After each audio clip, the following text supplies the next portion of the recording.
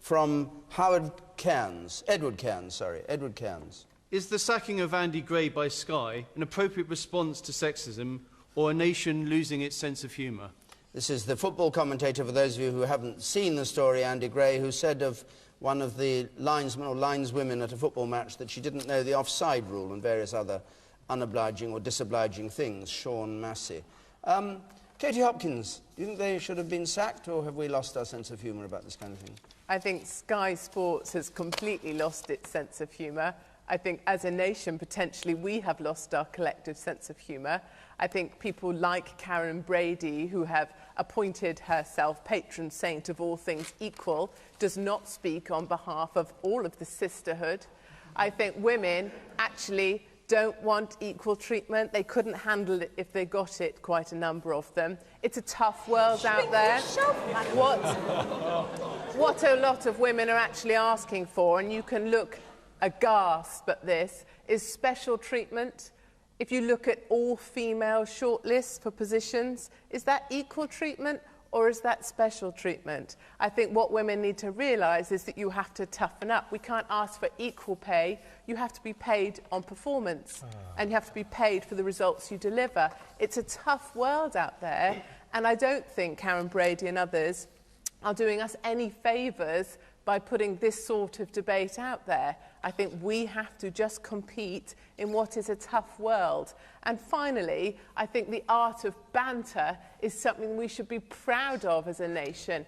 I worked for a while in the military, and our forces, the best in the world in my opinion, they survive on banter. If you ask any of the lads what they love about their job, part of that is the banter. And I think we need to keep that. We need to look after it. Do we want a world that's completely void of colour? Do we want everything to be magnolia? No, we don't. I think we need banter, and I think those poor guys have really died on their swords and have been stabbed in the back by people like Karen Brady.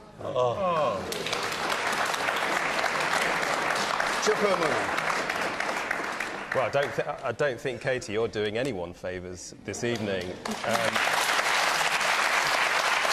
Look,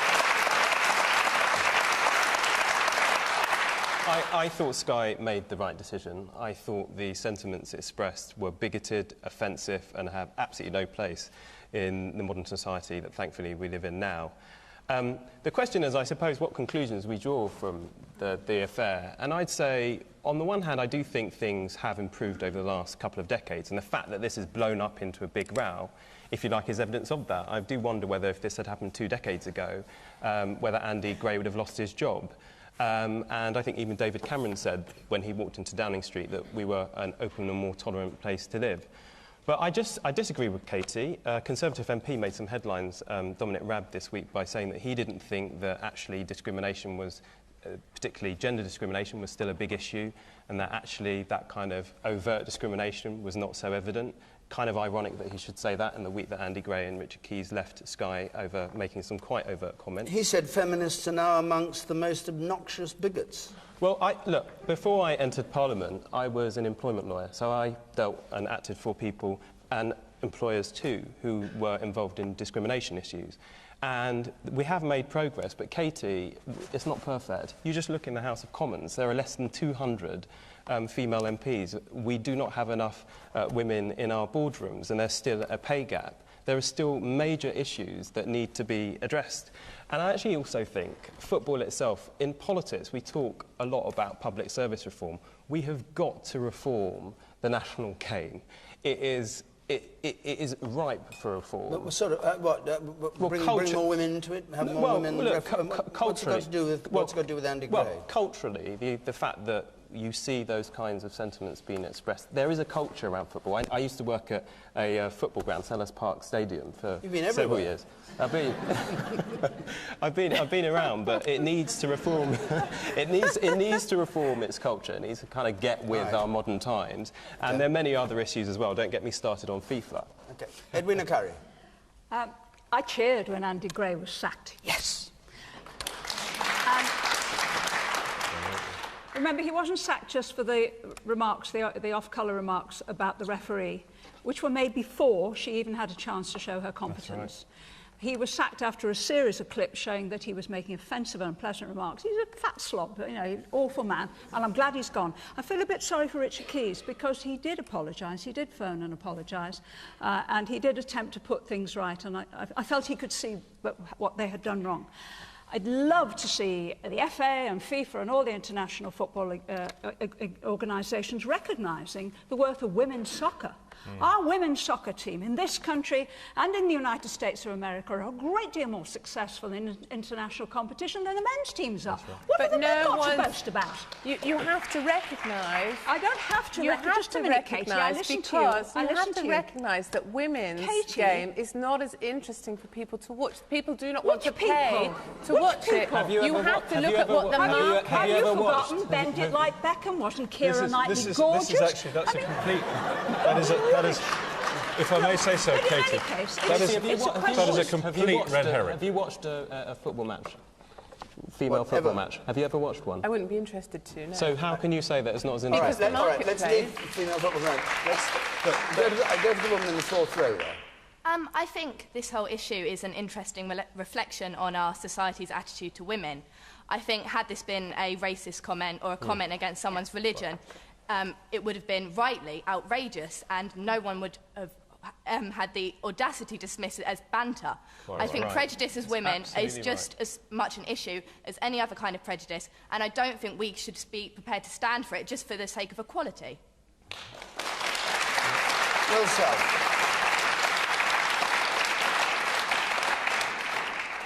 I think that's probably right, but there's no doubt that a level of sexist banter exists in our society endemically. You would find it in the House of Commons. You'd find it just about everywhere. I think that the reason why this man was fired probably there are other ramifications. It may well be to do with the legal action, civil action he was thinking of bringing or was in the process of bringing against the News of the World. It's incredibly hypocritical of the Sky and another Murdoch company to get on its high horse about sexism when it's a major purveyor of what is effectively soft pornography itself, which is exploitative of women.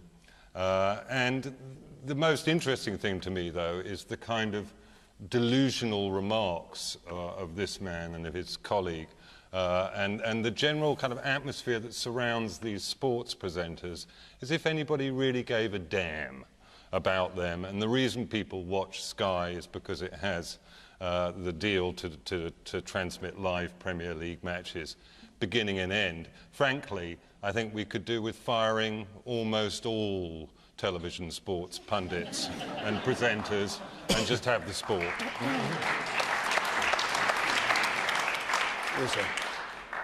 These men are in public life. Some people are going to actually see them as role models, and quite frankly, they have to go by a higher standard, and I think the action that's happened has been absolutely right. OK, and the woman over there, and then I go up there. Yes.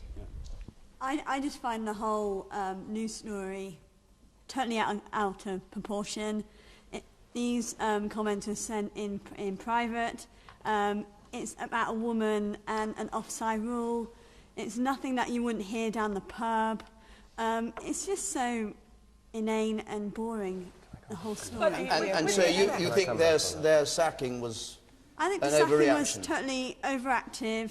I think there's an agenda with Andy Gray. Maybe they wanted to get rid of him and they had to find a way. I think it's nothing to do with feminism. I think they were talking about decision about it could have been a man or a woman. They don't know the offside rule. It really wasn't just about a particular decision. It was typecasting women linesmen and referees as being unable to know the rules of the game in exactly the same way the person in the audience who said, look, we wouldn't put up with this for a minute if they had, for example, said, oh, they can't referee that game because they're Jewish. They can't referee that game because they're black. I mean, it's completely... What it's doing is no longer treating people as individuals, but treating them as somehow part of a group that should be demonised because they're not capable of doing a particular job. And the reality one final point. which is that, you know, people who say that this is in some way a dead issue, just look in the labour market, Katie, at the fact that for exactly the same jobs, women are still paid less than men. And if we think that this is an old issue, it's not. It's a real issue still. And this is someone who is pulling down more than £1.5 million a year in a very big mainstream role. They will be role models, they will set opinion, and they need to behave better. OK, I'll come to you.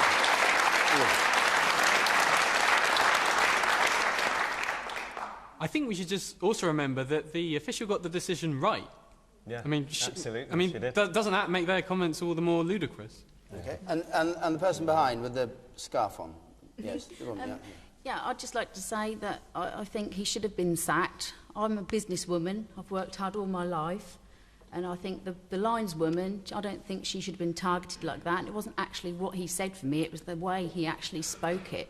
And he said it on more than one occasion about different people. There have been one or two columnists who've written saying that women have a licence to attack men in language that is thought unacceptable for men to attack women. What do you make of that? And there's that television programme, I can't remember what it's called. Loose Women. Loose Women. Is it Loose Women? Yes, I'm sure that's right. And two wrongs don't make a right.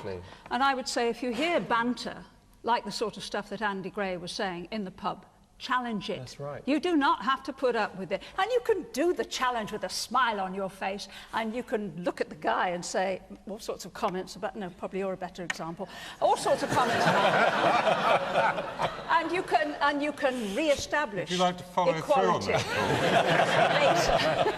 Later. But you should never just put up with it, because putting up with it is what leads to racism. It's what leads to evil. It's what leads to cruelty, because people who are cruel think they can get away with it. I'll come to you, Katie, but what do you want about with Will Self? And what's the well, no, the deal kind here? of women's banter you're thinking of is, whoa, fancy a bit of that. But you're an MP, I mustn't talk like that. Or making sort of He's a married negative man. remarks. I'm old enough to be their mother, I can say this sort of thing.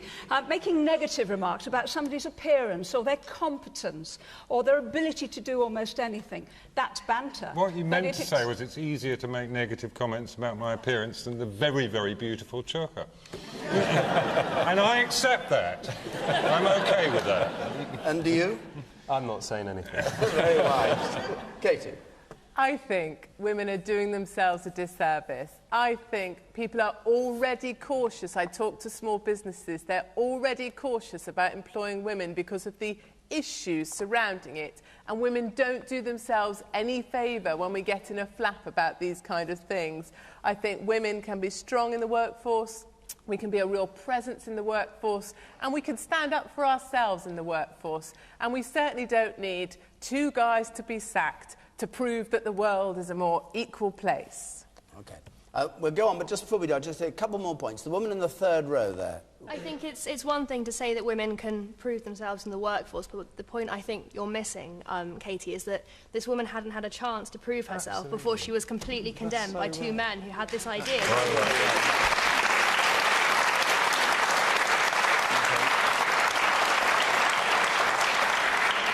To take.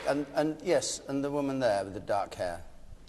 I'd like to say that the Football League have tried for many years to take racism and sexism out of the game, footballers themselves. But I think the main thing is about inclusion, and women need to be included.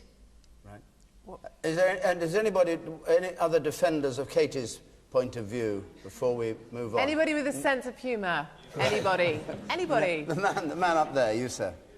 And you spoke... Amusing banter is OK. This guy's joke was old, stale, totally out of date, and it really shows that he's not worth £1.7 million. So that's the sackable offence. Really asks the question, why were what were his bosses doing, paying him so much for so long? OK, let's move on. Thank you very much.